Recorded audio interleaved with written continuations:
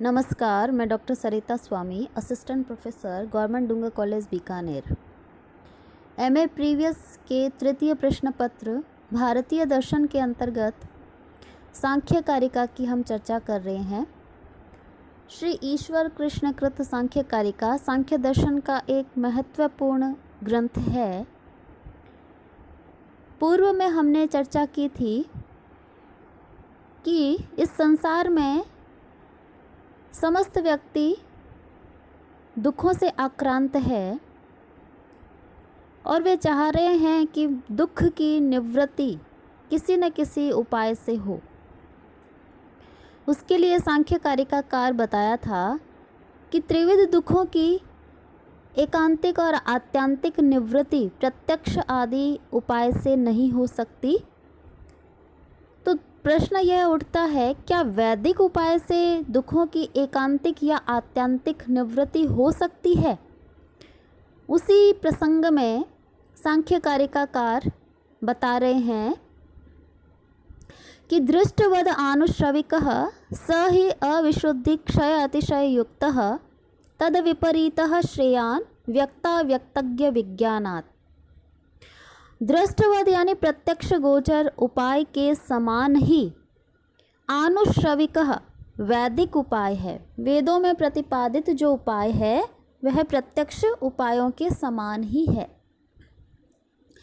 ही, क्योंकि सह यानी वह वैदिक उपाय अविशुद्धि क्षय और अतिशय से युक्त है।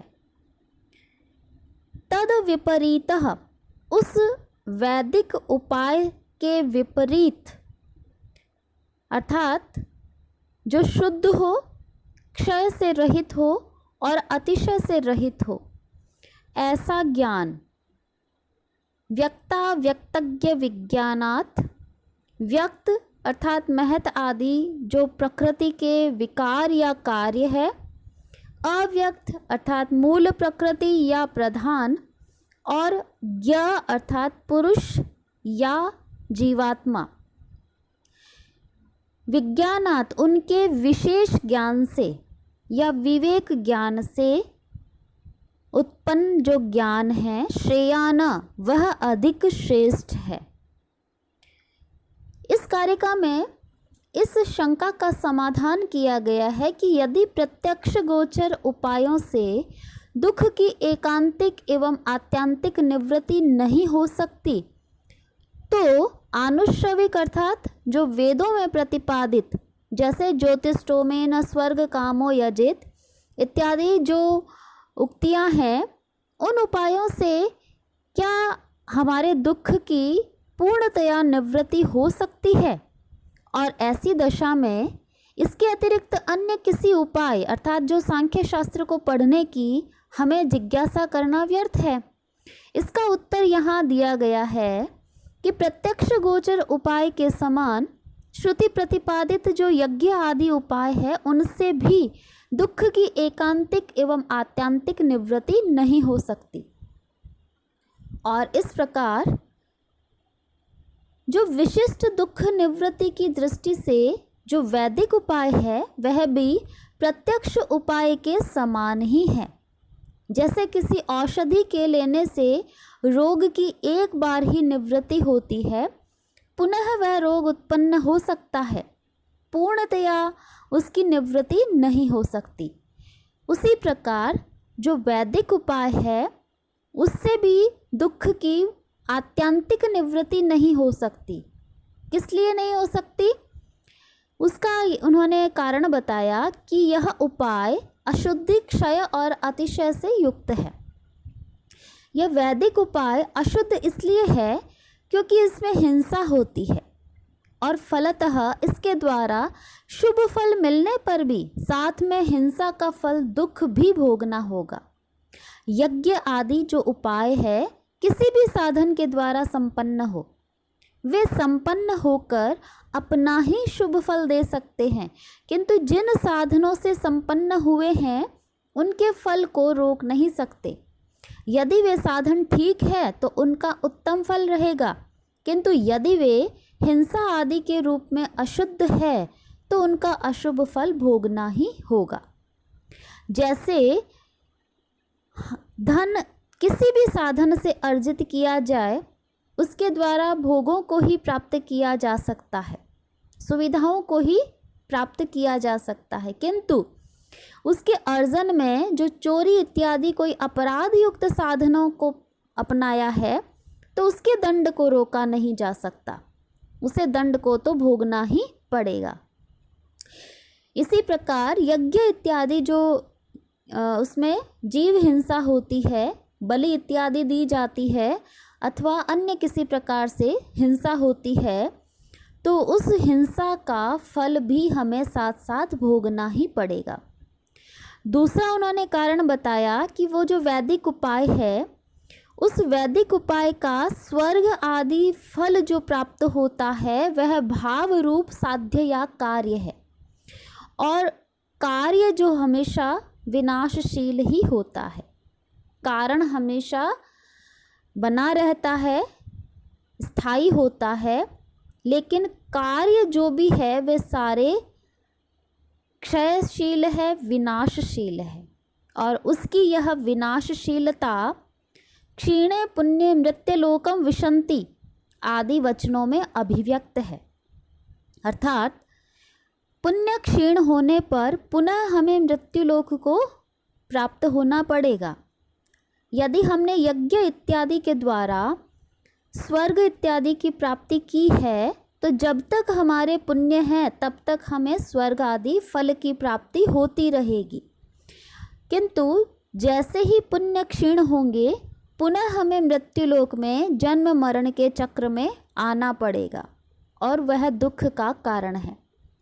तो फल के क्षय युक्त होने के कारण उपचार से उसके साधन यज्ञ इत्यादि जो उपाय है उनको यहाँ क्षय युक्त बताया गया है।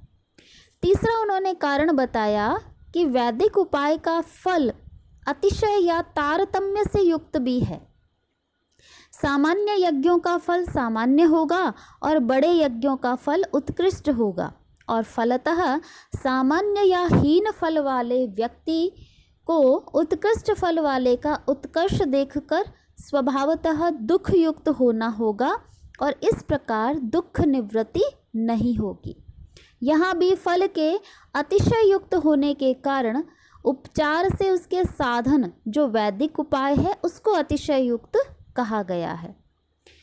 यहाँ हमें यह ध्यान देना चाहिए कि सांख्य शास्त्रियों ने वैदिक उपायों को इस कारण से इन्होंने अशुद्ध, क्षय और अतिशय से युक्त बताकर जो दुख की निवृत्ति का उपाय नहीं बताया है, उसमें इन्होंने मीमांसकों की मान्यता का निराकरण किया है।